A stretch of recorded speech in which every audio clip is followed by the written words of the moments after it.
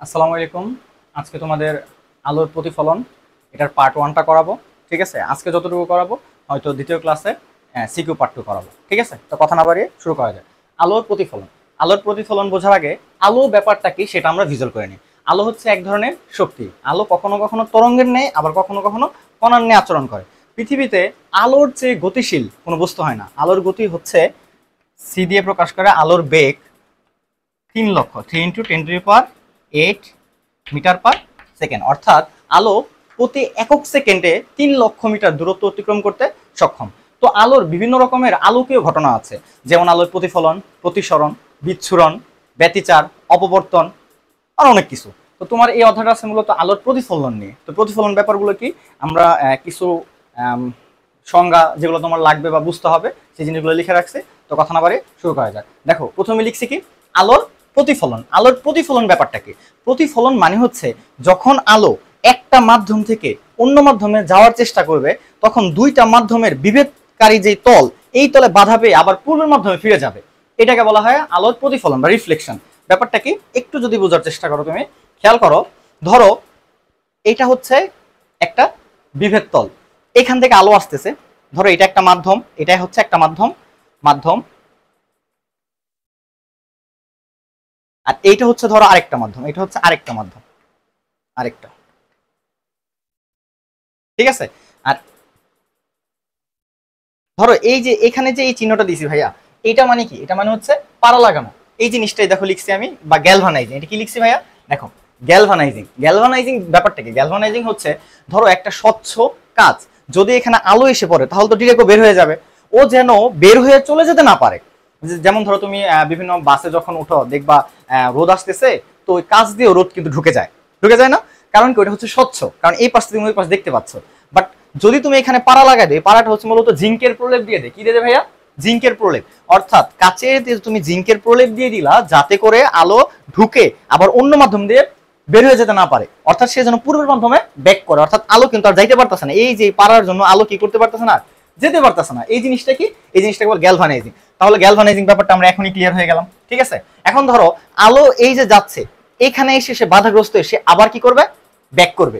এই যে আলো যেতে চাচ্ছিল, আবার সে কি করলো? ব্যাক করলো।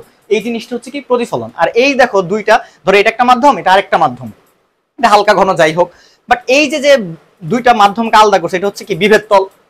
বুঝতে পারছো? যখন তুমি এখানে পাড়া লাগাই দিছো, তখন তো আর এটা যাইতে পারতেছে না আলো, তখন সে কি করে? পূর্বের মাধ্যমে ব্যাক করে। এটা হচ্ছে আলোর প্রতিফলন। অর্থাৎ একগুচ্ছ সমান্তরাল আলোক রশ্মি যখন কোনো স্থানে পড়ে সে যেতে না পেরে, সে যদি আবার পূর্বের মাধ্যমে, অর্থাৎ যেই মাধ্যম থেকে আসছে সেখানে যদি ব্যাক করে, সেটা হচ্ছে কি? আলোর প্রতিফলন। ঠিক আছে ভাইয়া, আশা করি বুঝতে পারছো। এখন দেখো তারপর কি বলছি ভাইয়া, প্রতিফলন নাম। প্রতিফলনের শর্ত। প্রতিফলনের টোটাল দুইটা শর্ত। একটা হচ্ছে আপতিত রশ্মি, প্রতিফলিত রশ্মি এবং আপতন বিন্দুতে অঙ্কিত অভিলম্ব একই সমতল অবস্থান করবে। দেখো কথাটা বোঝার ট্রাই করি। ধরো এটা তো গ্যালভানাইজিং করা, এখান থেকে একটা আলোক রশ্মি এসে পতিত হলো। এই যে আলোক রশ্মি এসে পতিত হলো, এটার নাম হচ্ছে আপতিত রশ্মি। এর নাম কি? আপতিত আপতিত রশ্মি। ক্লিয়ার ভাইয়া? এইখানে যদি তুমি একটা লম্ব কল্পনা করো, সেটার নাম হচ্ছে অভিলম্ব। তাহলে এটার নাম কি ভাইয়া? এই যে এই জিনিসটার নাম কি হবে? এই জিনিসটার অভিলম্ব। এই জিনিসটার নাম কি ভাইয়া? অভিলম্ব। বুঝতে পারছো? এবং এই আলোটা যে আবার ব্যাক করবে, ঠিক আছে, ধরো এই জিনিসগুলো আমি মুছে দিচ্ছি। দেখো এই আলোটা কি করবে? আবার এভাবে ব্যাক করবে না। তাহলে এটার নাম হচ্ছে কি? প্রতিফলিত। এটা কি আবার আগের মাধ্যমে চলে গেল, তাই এটা হচ্ছে প্রতিফলিত রশ্মি। এটার নাম কি ভাইয়া? প্রতিফলিত রশ্মি। বুঝতে পারছো? এটা হচ্ছে আপতিত রশ্মি, যেটা এসে পড়েছে। আর এখানে যদি একটা লম্ব চিন্তা করো, সেটা হচ্ছে অভিলম্ব। আর যেটা আবার ব্যাক করেছে, সেটা হচ্ছে কি? প্রতিফলিত রশ্মি। এখন দেখো আপতিত রশ্মি, এটা হচ্ছে কি? অভিলম্ব। এর সাথে যে কোণ তৈরি করবে সেটা হচ্ছে আপতন কোণ, ধর এটাকে আই দিয়ে প্রকাশ করলাম। এবং প্রতিফলিত রশ্মি অভিলম্বের সাথে যে কোণ উৎপন্ন করবে সেটা হচ্ছে আর। এক নম্বর শর্ত হচ্ছে আপতিত রশ্মি, প্রতিফলিত রশ্মি এবং এই যে বিন্দুতে আপতন হয়েছে, আপতন বিন্দুতে অঙ্কিত অভিলম্ব একই সমতল অবস্থান করবে। অর্থাৎ ধরো এটা হচ্ছে আপতিত রশ্মি, এটা প্রতিফলিত রশ্মি হলুদটা, আর লালটা হচ্ছে আপতন বিন্দুতে অঙ্কিত অভিলম্ব। লাইক এটা এরকম হবে, একই সমতল, অর্থাৎ একটা নির্দিষ্ট সরলরেখায় থাকবে। যদি এটা তিনটা তিন দিকে থাকে তাহলে তো একই সমতল হইল না ভাইয়া, এই তিনটা কি থাকবে, একই সমতল অবস্থান করবে। বুঝতে পারছো ব্যাপারটাকে আমি বুঝতে পারলাম ভাইয়া? এই যে এরকম হবে, ক্লিয়ার? আর দ্বিতীয় শর্ত হচ্ছে আপতন কোণ এবং প্রতিফলন কোণ সর্বদা সমান, অর্থাৎ আই এবং আর সমান হবে। কি বলছি ভাইয়া? আই এবং আর এই দুইটার ভ্যালু কি হবে, সমান হবে। তাহলে প্রতিফলন আর প্রতিফলনের শর্ত ডান। এরপর দেখো কি লিখছি, প্রতিফলনের ধরন কি লিখছি ভাইয়া, প্রতিফলনের, আচ্ছা এটা তোমরা পোস্ট করে নোট করে ফেলবা, ঠিক আছে ভাইয়া? আচ্ছা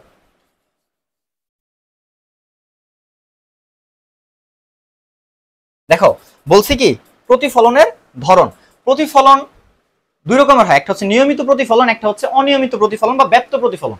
অর্থাৎ আলো যেভাবে আসছে, আলো যদি একটা কি বলে সমান্তরাল ধরো এখানে এসে পড়লো, যেভাবে আসছে সে যদি সেভাবে ব্যাক করে, এটা হচ্ছে কি একটা নির্দিষ্ট নিয়ম মেনটেন করে যদি চলে, সেটা হচ্ছে নিয়মিত প্রতিফলন। বাট সে যখন এই নিয়মটা মেনটেন করতে পারবে না, সেটা হচ্ছে কি আলোর ব্যপ্ত প্রতিফলন বা অনিয়মিত প্রতিফলন। যেমন ধরো আলো এখানে যেই কোণে আসছে সেই কোণে এভাবে ব্যাক করবে, ধরো এখানে আরো আলো আসছে এভাবে ব্যাক করবে, এটা হচ্ছে কি নিয়মিত। বাট যদি এমন একটা সারফেস হয়, ধরো এরকম আলো ধরে এটা এখানে এসে পড়ছে, এটা চলে যাচ্ছে এদিকে, বাট এটা যেটা আসছে এটা ধরো চলে যাচ্ছে আবার এদিকে, তার মানে একটা নির্দিষ্ট নিয়ম মেনটেন করতেছেন, এটা হচ্ছে কি ব্যপ্ত প্রতিফলন বা অনিয়মিত প্রতিফলন যেটা, ঠিক আছে? এখন আলোর যে নিয়মিত প্রতিফলন, আচ্ছা দর্পণ ব্যাপারটা ক্লিয়ার তাহলে বুঝতে পারো দর্পণটা কি। দর্পণ হচ্ছে যেখানে আলোর নিয়মিত প্রতিফলন ঘটে, অর্থাৎ নির্দিষ্ট একটা নিয়ম মেনটেন করে সে যায়, সেটা হচ্ছে কি ভাইয়া দর্পণ। যে একটা নির্দিষ্ট নিয়ম মেনটেন করে যায়, যেখানে আলোর নিয়মিত প্রতিফলন ঘটে, সেটা হচ্ছে দর্পণ। লাইক ধরো এটা হচ্ছে একটা দর্পণ, এখানে তুমি পাড়া লাগাই দিচ্ছ, দর্পণ মানে হবে আয়না, অর্থাৎ এটা স্বচ্ছ কোনো কাজ হবে না। এখানে আলো গেলে সে কি করবে, সে অন্য মাধ্যমে যাইতে পারবে না, সে আবার পূর্ব মাধ্যমে ব্যাক করবে, এটাই মূলত আয়না। এই দর্পণ কয় ধরনের দেখো লিখছি ভাইয়া, দর্পণ কয় প্রকার, দর্পণ হচ্ছে দুই প্রকার, একটা হচ্ছে সমতল দর্পণ, একটা হচ্ছে গোলীয় দর্পণ। সমতল দর্পণ কি, এই যে তুমি লিখছো এটা হচ্ছে ধরো সমতল, আর গোলীয় মানে কি কোন একটা গোলকের অংশ বিশেষ, ধরো এটা কি গোল একটা আয়না, আমি চিন্তা করলাম এটা কি একটা গোল একটা আয়না, তাহলে এই গোল আয়না এটা হচ্ছে কি গোলীয় দর্পণ। কথা কি বুঝতে পারছি ভাইয়া? তাহলে দর্পণ দুই প্রকার, একটা সমতল একটা গোলীয়। এই গোলীয় আয়না আবার দুই প্রকার, দেখো গ্যালভানিজম ইতিমধ্যে বুঝে গেছি, তারপর আছে কি ভাইয়া গোলীয় দর্পণ। গোলীয় দর্পণটা কি, এই যে একটা আয়না, তাহলে এটা হচ্ছে কি গোলীয় দর্পণ।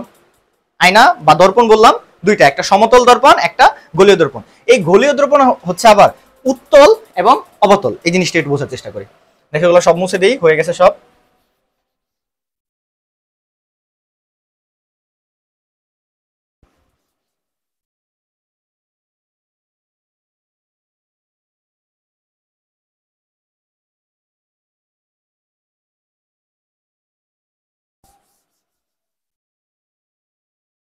খেয়াল করো ভাইয়েরা, ধরো এটা একটা গোল, এটা কোনো একটা দর্পণ, এর কি একটা কেন্দ্র আছে, গোলাকার একটা দর্পণ, তাহলে এটা কি একটা আছে ভাইয়া কেন্দ্র।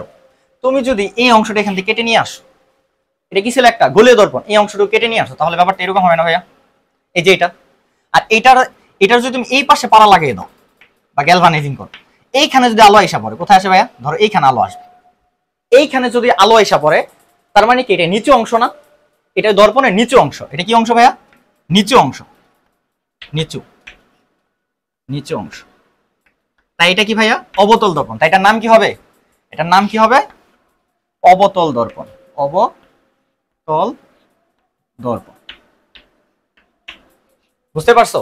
যদি এমন হইতো, খেয়াল করো এই যে অংশটা তুমি এইখানে পাড়া লাগাইছো, আলো এইখানে এসে পড়তেছে, বুঝতে পারছো?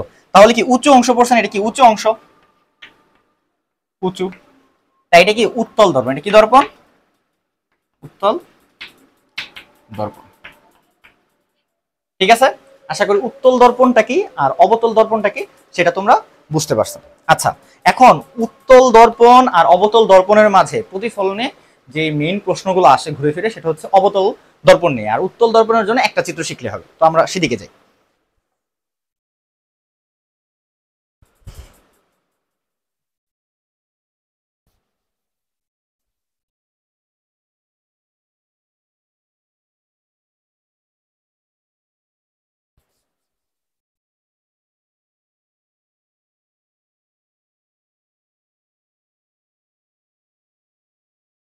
খেয়াল করো এটা যে একটা বৃত্ত ছিল, এটা একটা বৃত্ত ছিল, তুমি এই অংশটা কেটে নিয়ে আসছো না, ধরো এই যে এই অংশটা তুমি কেটে নিয়ে আসছো, ক্লিয়ার? তাহলে যদি আমি এই চিত্রটাকে এখানে আঁকার ট্রাই করি, এদিকে তুমি পাড়া লাগিয়ে দিছো, ঠিক আছে? খেয়াল করো, এটা একটা কেন্দ্র ছিল না? এই যদি তুমি এখানে কেন্দ্রটা চিন্তা করো, ধরো এটা হচ্ছে এই যে এই গোলকের অংশ বিশেষের কেন্দ্র, এটা ধরলো সি, এটার নাম হচ্ছে ভাইয়া বক্রতার কেন্দ্র। এটার নাম কি? এটার নাম হচ্ছে বক্রতার কেন্দ্র। আচ্ছা, এই যে এই মাঝ বরাবর এই যে এই বিন্দুটা আছে না ভাইয়া, এই বক্রতার কেন্দ্র বরাবর যদি একটা সরলরেখা চিন্তা করো তুমি, এটার নাম হচ্ছে ভাইয়া মেরু। এটার নাম কি? মেরু। এটার নাম মেরু। আর এটার নাম কি? বক্রতার কেন্দ্র।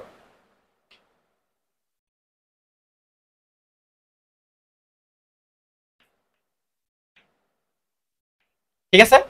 এই মেরু ধরো এম দিয়ে প্রকাশ করলাম, বক্রতার কেন্দ্র এবং মেরুর যেটা অর্ধেক সেটা হচ্ছে ফোকাস। এটা এই যে মেরু এবং বক্রতার মাঝখানে ধরো এফ দিয়ে প্রকাশ করলাম, এটার নাম কি ভাইয়া? এটার নাম হচ্ছে ফোকাস বিন্দু। ফোকাস বিন্দু, ক্লিয়ার? এই মেরু থেকে ফোকাসের দূরত্বকে বলা হয় ফোকাস দূরত্ব। মেরু থেকে ফোকাসের দূরত্ব কি বলে? ফোকাস দূরত্ব। তার মানে এফ এম, এফ এম মানে কি? ফোকাস দূরত্ব। ফোকাস দূরত্ব। তাহলে সিএম কি হবে? সিএম হবে, এটা যেহেতু বক্রতার কেন্দ্র, এতটুকুকে বলা হয় বক্রতার ব্যাসার্ধ। এটাকে কি বলা হয় ভাইয়া? বক্রতার ব্যাসার্ধ। তাহলে সিএম কে কি লিখতে পারি? এখানে লিখি, সিএম ইকুয়ালটা হবে বক্রতার ব্যাসার্ধ।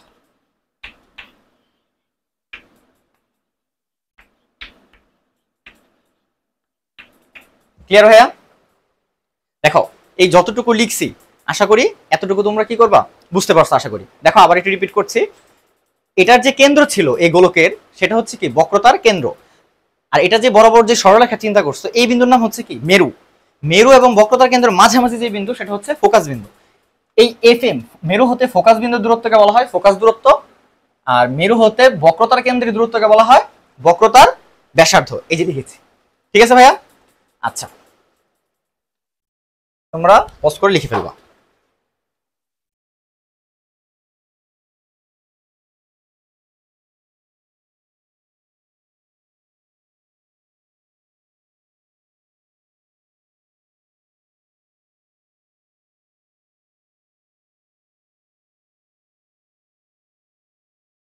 আচ্ছা, খেয়াল করো, তোমাদেরকে এখন যেটা মনে রাখতে হবে, রুলস অফ সিক্স, অর্থাৎ ছয়ের নিয়ম। এটা মনে রাখলে তুমি চিত্র রাখতে পারবা। কি বলছি ভাই? সিক্স এর নিয়ম।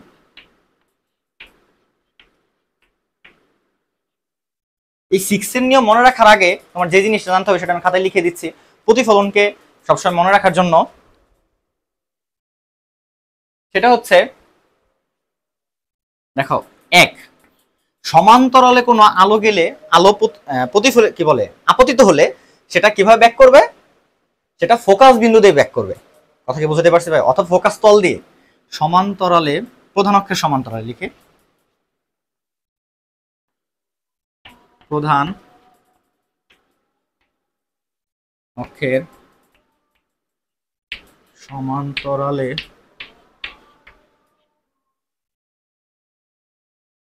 কোনো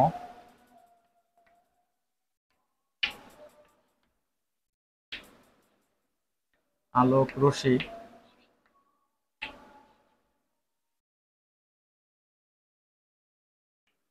আপতিত হলে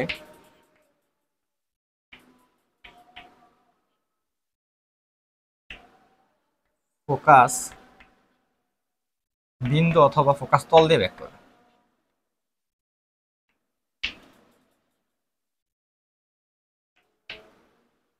ফোকাস তল দিয়ে প্রতিফলিত প্রতিফলিত হবে।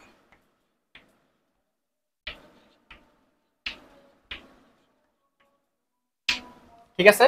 এটা হচ্ছে তোমার এক নাম্বার শর্ত, এটা তোমার অবশ্যই অবশ্যই মনে রাখতে হবে। দুই নাম্বার শর্ত হচ্ছে এটা উল্টা। এটা সমান্তরালে গেলে যদি ভাইয়া ফোকাস দিয়ে ব্যাক করে, ফোকাস দিয়ে গেলে কি হবে? সমান্তরালে ব্যাক করবে। তাহলে লিখে দিই, ফোকাস দিয়ে গেলে, ফোকাস দিয়ে গেলে সমান্তরালে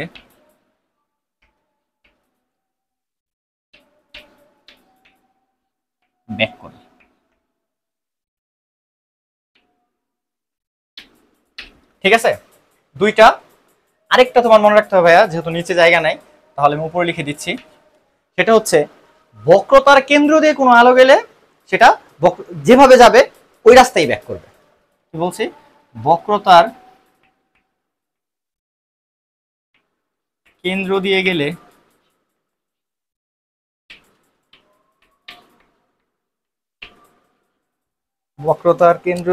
এই জিনিসটা লাগবে না, আপাতত আমি মুছে দিচ্ছি।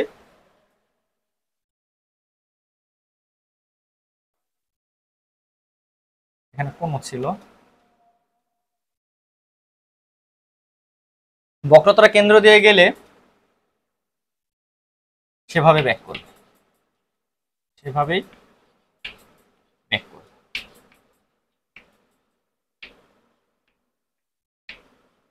ঠিক আছে, এই তিনটা যে শর্ত লিখছি এটা তোমার অবশ্যই মনে রাখতে হবে ভাইয়া, না হলে কিন্তু তুমি চিত্র আঁকতে পারবে না। দেখো 1 নাম্বার কি লিখছি? প্রধান অক্ষের সমান্তরালে কোনো আলোক রশ্মি আপতিত হলে ফোকাস বিন্দু অথবা ফোকাস তল দিয়ে প্রতিফলিত হবে। দ্বিতীয় কথা হচ্ছে এটার উল্টা, সমান্তরালে গেলে যদি ফোকাস বিন্দু দিয়ে ব্যাক করে, ফোকাস দিয়ে গেলে সমান্তরালে ব্যাক করবে। আর তৃতীয়টা বলছে কি, বক্রতার কেন্দ্র দিয়ে কোনো আলোক গেলে সেটা সেভাবে ব্যাক করবে, যেভাবে যাবে সেভাবে, অর্থাৎ সে কখনো তার লাইন চেঞ্জ করবে না, অর্থাৎ আলোর দিক চেঞ্জ হবে না। এতটুকু তোমরা খাতার মধ্যে নোট হিসাবে লিখে ফেলবা ইনশাল্লাহ, তাহলে তোমরা খুব ভালো করে বুঝতে পারবা। তো পোস্ট করে লিখে নিও, আমি মুছে দিচ্ছি। ঠিক আছে,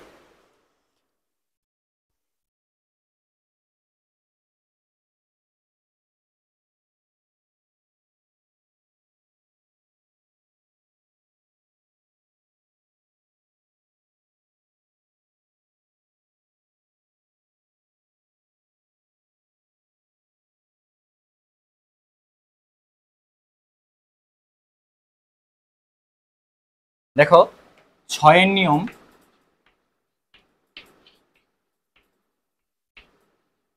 এটা কিভাবে মনে রাখবা খেয়াল করো। এটা হচ্ছে একটা অবতল দর্পণ,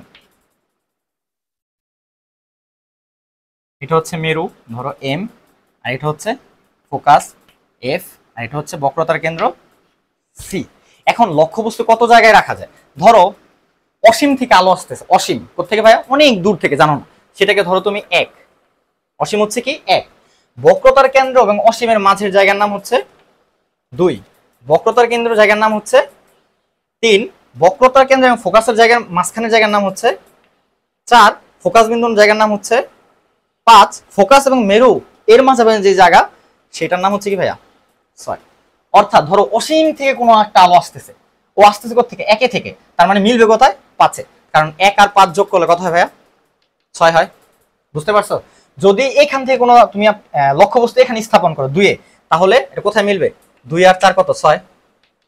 বুঝতে পারছো? আচ্ছা খেয়াল করো, এইখানে যে ব্যাপারগুলো আছে এটাকে যদি আমি বর্ধিত করি, এই ব্যাপারটাকে যদি বর্ধিত করি, তাহলে আমি এই জায়গায় সেম জিনিসটা চিন্তা করবো। অর্থাৎ এটা যদি এফ হয়, ধরো আমি ধরলাম এটা হচ্ছে এফ প্রাইম, এটা কি এফ প্রাইম। এটা যদি সি হয়, এটার নাম দিলাম ধরো সি প্রাইম। ঠিক আছে, তাহলে সেম ভাবে অসীম হবে 1, অসীম বক্রতার মাঝে হবে 2, বক্রতার কেন্দ্র যেটা হবে 3, এটা হবে 4, এটা হবে 5, আর এটা হবে কি 6। বুঝতে পারছো? এটা তো বাস্তবে ঘটতেছে, আর এটা হচ্ছে কি আমার কল্পিত অংশ, মানে আমি ধরলাম এখানে যা আছে বর্ধিত করে এখানে সেম জিনিসগুলো পেয়েছি। ক্লিয়ার ভাইয়া? আচ্ছা, বলছি কি 2 এ রাখলে কি হবে? 4-এ এসে মিলতো 2 আর 4 6। যদি 3-এ রাখি তাহলে 3 আর 3 যোগ করলে হবে 6। বুঝতে পারছো? যদি 4-এ রাখি 4 আর 2 যোগ করলে হবে 6। এভাবে হইতে থাকবে। এখন চিত্রগুলো আমি একটু দেখাই, ঠিক আছে?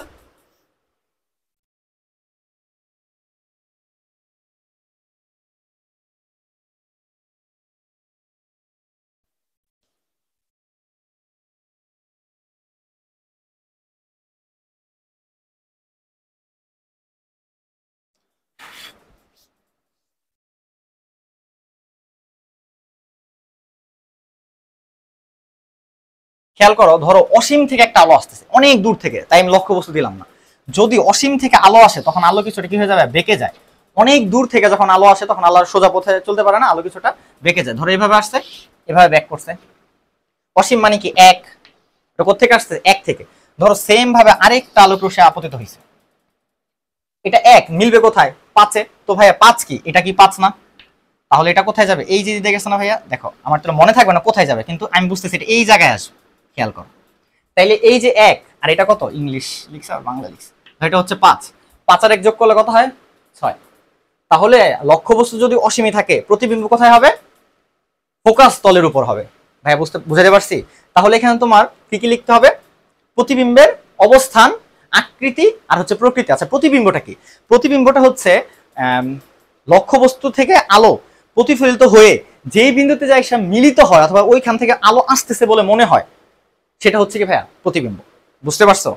আচ্ছা তাহলে এটা কোথায় মিলবে, এই ফোকাস তলে। তাহলে কি হবে, আকৃতি প্রকৃতি আর অবস্থান। তাহলে দেখো অবস্থান কি, এটা কি তোমার দর্পণ, দর্পণের পেছনের পাটে জানে, দর্পণের সামনে। জোর করে মিলাইছো, এমনি মিলে গেছে। জোর করে যদি মিলাইতে এরকম ডট ডট পিছনের অংশ ডট ডট দিয়ে, সেটা হয়তো অবাস্তব। যেহেতু এটা ডিরেক্ট মিলে গেছে, সেটাও কি বাস্তব, অনেক দূর থেকে আলো আসছে এখানে মিলছে। তাহলে কি হয়েছে, বাস্তব হয়েছে। আকৃতি প্রকৃতির অবস্থান দেখাবো, অবস্থানটা কি এটার সামনে, পেছনে হয় নাই, কোথায় হয়েছে সামনে। তারপরে কি দেখাবো, এর এর আকৃতি কি খর্বিত হয়েছে নাকি বড় হয়ে গেছে, বর্ধিত না খর্বিত, আর কি বাস্তব না অবাস্তব। আরেকটা হচ্ছে সোজা না উল্টা। দেখো লক্ষ্যবস্তু সোজা ছিল, বাট এখানে এসে কি হয়েছে, উল্টো হয়ে গেছে। কি হয়েছে ভাইয়া, উল্টা। তাহলে লক্ষ্যবস্তু অসীমে থাকলে প্রতিবিম্ব আঁকতে পারবা। এই প্রতিবিম্ব কোথায় তৈরি হবে, এই চিত্রটাকে আঁকতে পারবো ভাইয়া, আশা করি বুঝতে পারছো। দেখো 1 আর হচ্ছে 5, এই হচ্ছে 6, 5 আর 1 যোগ করলে 6, ঠিক আছে। আচ্ছা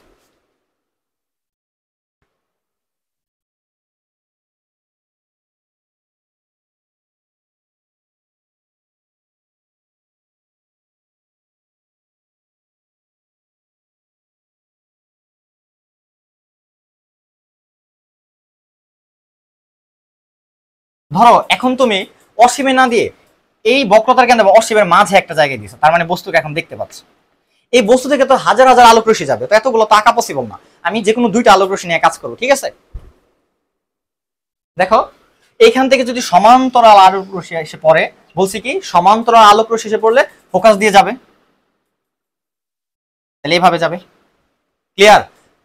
আর যদি ফোকাস দিয়ে যায় তাহলে কোন দিকটা ব্যাক করবে, সমান্তরালে। এটা কত নাম্বার বলতো ভাইয়া, এটা কি 2 নাম্বার না, ও মিলবে কোথায় 4-এ। 4 নাম্বার কোনটা, সিআরএফ এর মাঝামাঝি না। তাহলে দেখো এই আলোটা এই যে চলে গেছে, তার মানে এটা হচ্ছে কি, এটা ছিল তোমার কি লক্ষ্যবস্তু, আর এটা হবে কি ভাইয়া প্রতিবিম্ব। বুঝাতে পারলাম? 2টা চিত্র শেষ, তোমরা পজ করে দেখে নিবা। দেখো 2 আর এটা হচ্ছে কি, এটা হচ্ছে অবস্থান 2, আর এটা অবস্থান কি 4, 4 আর 2 যোগ করলে কথা হয় ভাইয়া 6, এই জন্য হচ্ছে 6 এর নিয়ম। ঠিক আছে ভাইয়া। আচ্ছা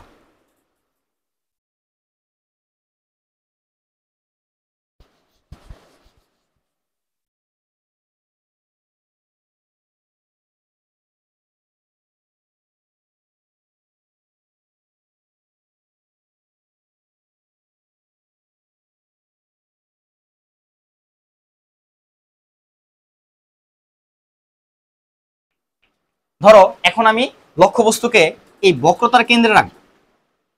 এটা কত ভাইয়া 3, তাহলে এটা মিলতে হবে কোথায়, 3ই আসতে হবে। দেখো সমান্তরালে আলো গেলে কিভাবে হবে, ফোকাস দিয়ে ব্যাক করবে, এভাবে যাবে। আবার যদি ফোকাস দিয়ে যায় তাহলে সেটা কি কোন দিক দিয়ে ব্যাক করবে ভাইয়া, সমান্তরালে। এই যে দেখো এখানে এসে মিলতেছে 3 আর হচ্ছে এটা কত 3, 3 আর 3 যোগ করলে হচ্ছে 6। তাই এটা হচ্ছে লক্ষ্যবস্তু, এটা হচ্ছে প্রতিবিম্ব। যদি এখানে এখানে লক্ষ্যবস্তু রাখলে প্রতিবিম্বের দৈর্ঘ্য আর লক্ষ্যবস্তুর দৈর্ঘ্য সেম থাকে, মানে বর্ধিত হয় না ক্ষুর্বিত হয় না, এই জন্য এখানে বিবর্ধন 1 হয়। সেটা পরবর্তী ক্লাসে যে বাকি পাঠটুকু থাকবে সেটা দেখাবো ইনশাআল্লাহ। তো আজকে যতটুকু বোঝায় এতটুকু একটু খেয়াল করো, ঠিক আছে ভাইয়া। আশা করি এটাও বুঝতে পারছো। আচ্ছা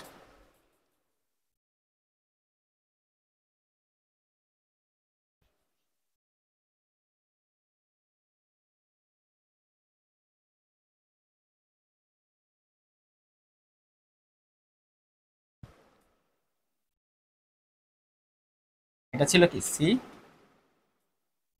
আর এটা ধরো এফ। এখন লক্ষ্যবস্তু রাখবো সি আর এফ এর মাঝে, ধরো এখানে রাখছি। এটা কত নাম্বার, সি আর এফ এর মাঝে জায়গার নাম 4, এটা কত 4, তাহলে মিলবে কোথায় আইসা 2 এ আইসা। 2 কোনটা ভাইয়া, দেখো 2 হচ্ছে বক্রতার কেন্দ্রের বাইরে এবং অসীমের মাঝে।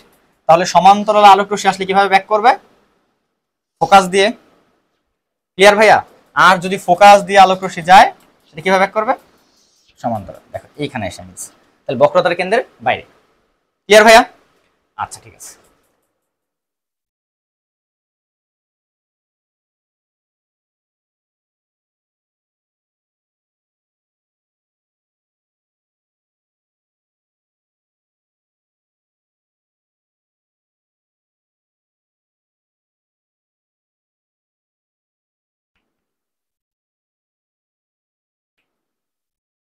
এখন তুমি কোথায় রাখবা? এই ফোকাসে রাখবা। কোথায় রাখবা ভাইয়া? ফোকাসে রাখবা। ধরো এখানে যদি সমান্তরাল আলোক রশ্মি যায় সেটা কিভাবে ব্যাক করবে? এই ফোকাস বিন্দু দিয়ে। ঠিক আছে, এখন তো ফোকাস বিন্দুতে যাওয়ার জায়গা নাই, তো এটা কি সি না ভাইয়া? ধরো এইখান থেকে কোনো আলোক রশ্মি যাচ্ছে, খেয়াল করো,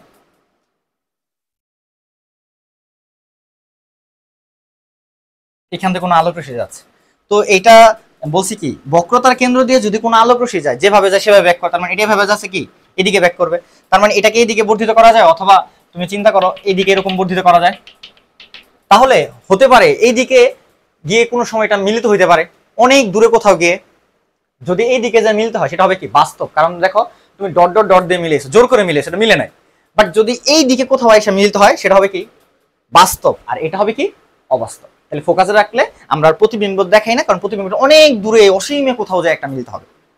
বুঝতে পারছো ভাই? আবারও রিপিট করতেছি, দেখো সমান্তরালে গেলে ফোকাস দিয়ে ব্যাক করে, এখন তো ফোকাস দিয়ে যাওয়ার জায়গা নাই, তো কি করছি বক্রতার কেন্দ্র বরাবর যদি কোনো আলোক রশ্মি দেখো যেই দিকে যাচ্ছে ও আলোর দিক চেঞ্জ করছে না, ও কি করছে সেম ভাবে ব্যাক করছে।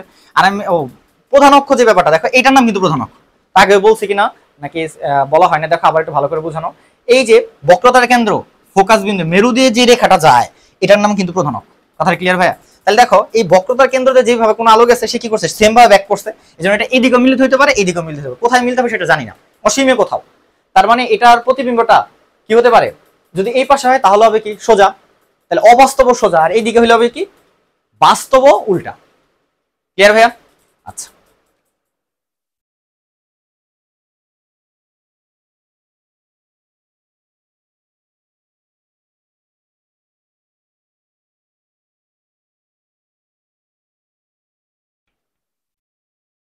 ধরো এখন তুমি লক্ষ্যবস্তুকে রাখছো এই জায়গায়, লক্ষ্যবস্তু কোথায় রাখছো ভাইয়া?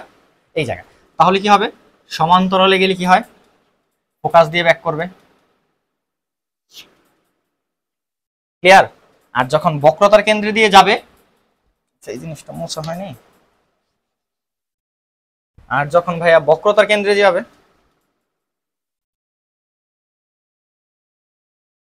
যেভাবে যাবে সেভাবে ব্যাক করবে, তো এটা তুমি বর্ধিত করো।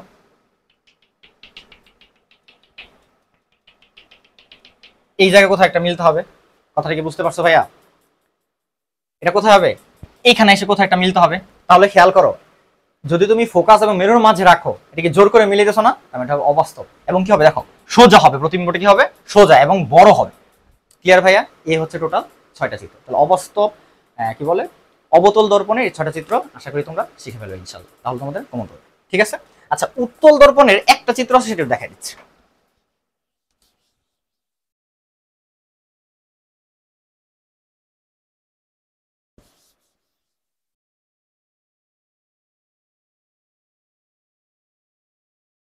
ধরো তুমি এইদিকে পাড়া লাগাইছো,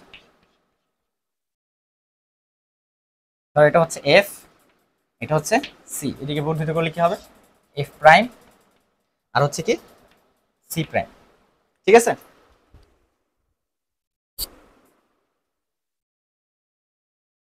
তাহলে ধরো এখান থেকে এটা লক্ষ্যবস্তু তুমি যেখানেই রাখো সবগুলোর জন্য একটা চিত্র শিখলে হবে।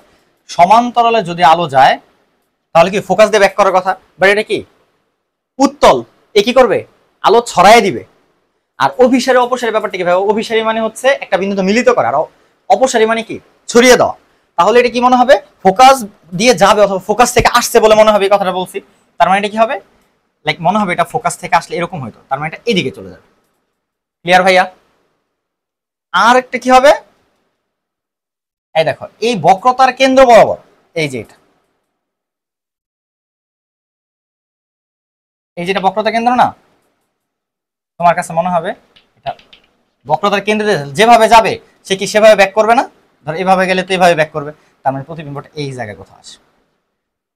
আমি আবার একটু রিপিট করছি, দেখো ও যখন সমান্তরালে যাবে তখন কি ফোকাস দিয়ে যাবে অথবা ফোকাস থেকে আলো আসছে বলে মনে হবে। শর্তটা কি ফোকাস দিয়ে যাবে অথবা ফোকাস থেকে আসছে বলে, তো এটা যেহেতু উত্তল এটা আলো ছড়াইয়া দিবে, তো কি মনে হবে দেখো এ মনে হচ্ছে কি ফোকাস থেকে আসছে। দেখছো এই যে ডট ডট দিয়ে দিক দিয়ে দিলাম। আর ও যখন এই যে বক্রতার কেন্দ্র বরাবর যাবে এইদিকে তখন কি যেভাবে যাবে সেভাবে ব্যাক করবে, দেখো ও যেভাবে যাচ্ছে সেভাবে ব্যাক করছে, তাহলে মনে হচ্ছে কি এই জায়গা থেকে আলোটা আসতেছে না, এই যে বক্রতার কেন্দ্র দিয়ে এটা, এটাকে দেখো এই জায়গায় এসে মিলতে হয়েছে, তার মানে এটা হচ্ছে কি প্রতিবিম্ব। তো উত্তল দর্পণের জন্য একটা শিখলে তোমার সবগুলো কমন। তো আজকের ক্লাসে চিত্রগুলো আর কিছু জ্ঞানমূলক যেগুলো তোমার জানা থাকা খুবই প্রয়োজনীয় সেটা শেখানোর চেষ্টা করছি। আশা করি ক্লাসটা তোমাদের খুবই উপকার হবে। দেখা হবে নেক্সট কোনো ভিডিওতে। আসসালামু আলাইকুম।